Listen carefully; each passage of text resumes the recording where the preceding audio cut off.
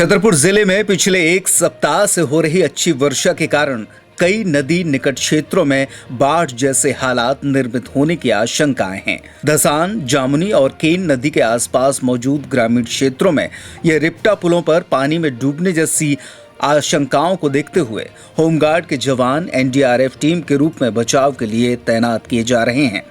यदि आम जनता बाढ़ जैसे हालातों में फंसती है तो वह 1079 पर फोन लगाकर मदद मांग सकती है। होमगार्ड के डिस्ट्रिक्ट कमांडेंट करण सिंह ने बताया कि बारिश पूर्व ही आपदा से निपटने के लिए 50 जवानों को न सिर्फ प्रशिक्षित किया गया है बल्कि उन्हें आधुनिक संसाधन भी राज्य सरकार की ओर से प्राप्त हुए हैं। उनके पास पानी में उतरने के लिए लाइफ जैकेट, ट्यूब, अंधेरे में काम करने के लिए हैवी टॉर्च, सांप पकड़ने के लिए स्नैक कैचर नामक छड़ी और हल्की नाव को तैयार रखा गया है। लोगों को तुरंत मदद मिल सके इसके लिए बड़ा मलहरा, नौगांव, ईशानगर और लवकुश नगर में एसडीएम के अधीन 5-5 जवानों को नियुक्त किया गया है, जबकि एक बड़ी टीम जिला मुख्यालय पर 24 घंटे तैनात रहती है। डिस्ट्रिक्ट कमांडेंट करण सिंह ने बताया कि बचाव कार्य तुरंत हो सके इसके लिए 2 कंट्रोल रूम बनाए गए हैं। स्टेट कमांडर सेंटर का नंबर 1079 है, जबकि छतरपुर के वॉर कंट्रोल रूम का नंबर 248-471 है। दोनों स्थानों पर 24 घंटे कॉल रिसीव किए जाते हैं। छतरपुर में 2 टीमें लगाई गई हैं जो 24 घंटे मौके पर पहुंचने के लिए तैयार रहती हैं। उल्लेखनीय है कि इस वर्ष जिले की औसत वर्षा 27 जुलाई तक पिछले वर्ष से ज्यादा हो चुकी है। विगत वर्ष इसी समय 230 मिलीमीटर बारिश हुई थी, जबकि इस वर्ष लगभग 371 मिलीमीटर बारिश हो चुकी है। एसएलआर आदित्य सोनकिया ने बताया कि पिछले वर्ष के मुकाबले इस वर्ष फिलहाल ज्यादा बारिश हुई है, लेकिन अभी बारिश का मौसम चल रहा है, इसलिए जिले की औसत वर्षा का सही अनुमान अभी से लगाना जल्दबाजी होगी। उन्होंने कहा कि आगामी 7 दिनों में क्षेत्र में अतिवर्षा और बिजली गिरने की चेतावनी मौसम विभाग के द्वारा दी गई है, इसलिए लोगों को सावधानी बरतनी चाहिए। हाँ, इस समय जो वर्षा है छतरपुर जिले की वो 331 मिलीमीटर अभी तक रिकॉर्ड की गई है। हालांकि पिछले साल की तुलना में ये 100 मिलीमीटर करीब ज़्यादा है। पिछले साल इसी अवधि तक आज दिनांक तक 228 मिलीमीटर हुई थी। इस साल 331 है, तो अभी तक तो ठीक है। हम लोग औसत जो वर्षा है उसके आसपास हैं हम लोग। जी हाँ, ये सबसे ज़्यादा वर्षा तो जो हुई है वो गौरिहार और बड़ा मलहरा में रिकॉर्ड की गई है और सबसे कम है जो लवकुश नगर में रिकॉर्ड की गई है। फिर भी अभी तो वर्षा यहाँ पे चालू ही हुई है, तो इसलिए आज की स्थिति में हम सर्वाधिक और न्यूनतम की बात ना करें। अभी तो रोज़ जैसे कल गौरिहार में 140 मिलीमीटर बारिश हो गई, ठीक है, तो कभी भी किसी तहसील में ज़्यादा हो जाती है, कभी कम हो जाती है। जिले में लगातार बारिश हो रही है और किसी भी प्रकार की आपदा ना आए उससे निपटने के लिए होमगार्ड विभाग भी तैयार है। हमारे साथ मौजूद हैं district commander Karan Singh sir जी। हम उनसे जानेंगे किस तरह से उनकी टीम तैयार है और क्या व्यवस्था है किसी भी तरह की आपदा से निपटने के लिए।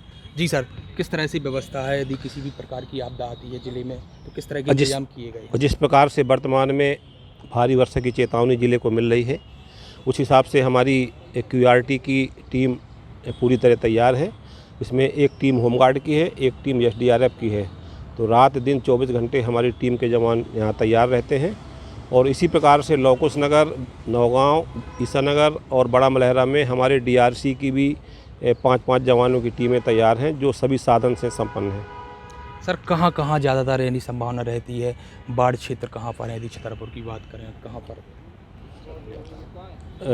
मुख्य रूप से बाढ़ में जो समस्या छतरपुर में आती है वो धसान नदी के किनारे के क्षेत्र आते हैं, क्योंकि जब भी जामुनी में और धसान में अतिवर्षा हो जाती है तो ये नदी के बीच में टापू हैं, उनमें ग्रामीण फंस जाते हैं। खेती किसानी वाले, बकरी चराने वाले, ये सब उसमें फंस जाते हैं, उनको निकालना पड़ता है। सर, अभी भी ऐसा हुआ था कि बकरी चराने वाले लोग फंस गए थे, तो किस तरह से उनको निकाला गया था? और ईसानगर के रामपुर गांव के पास में एक घाट है, वहाँ पे 2 चरवाहे और 50 बकरियाँ टापू के बीच में फंस गए थे। चारों तरफ से पानी से घिर गए थे। पानी का बहाव बहुत तेज़ था, तो वो दोनों आदमियों को और पूरी 50 बकरियों को सुरक्षित नाव के द्वारा निकाला गया। सर, लगभग कितने जवान तैनात हैं इस आपदा को लेकर? क्या कंट्रोल रूम भी बनाया गया है? किसी को दिक्कत आती है तो वो सूचना करे, क्या है सर? जिला मुख्यालय में जिस प्रकार से कलेक्टर छतरपुर के ऑफिस में बाढ़ कंट्रोल रूम बना है, उसी प्रकार से होमगार्ड कार्यालय में भी बाढ़ कंट्रोल रूम बना है और 24 घंटे काम करता है। हमारा ये बाढ़ कंट्रोल रूम का नंबर 248-471 है। कभी भी 24 घंटे कोई भी उसमें फ़ोन लगा सकता है। और हमारा मध्य प्रदेश में कंट्रोल रूम भोपाल में बना हुआ है, जिसको स्टेट कमांड सेंटर कहते हैं।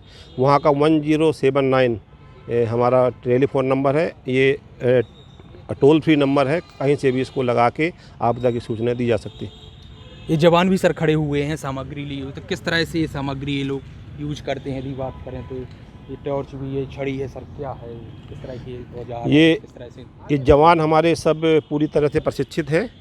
ये स्नैक कैचर है, जो आपको छड़ी सी लग रही है, ये सांप पकड़ने की उपकरण है।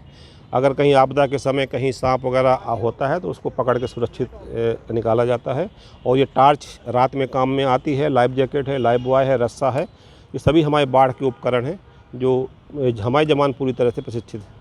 सर यदि अचानक इस तरह की यदि कुछ भी आता है और लोग बाग अकेले हैं तो उनको किस तरह की सावधानी बरतनी चाहिए? वो आपके द्वारा क्या संदेश देना चाहेंगे? यदि किस तरह लोगों को सचेत रहना चाहिए क्या? जहाँ भी रिप्टा पुल इत्यादि में बाढ़ का प्रवाह है, ज़्यादा पानी है, वहाँ कभी रिस्क नहीं लेना चाहिए। रिप्टा में बाढ़ में अगर पुल के ऊपर पानी है तो कभी भी गाड़ी वगैरह बाहर नहीं निकालना चाहिए।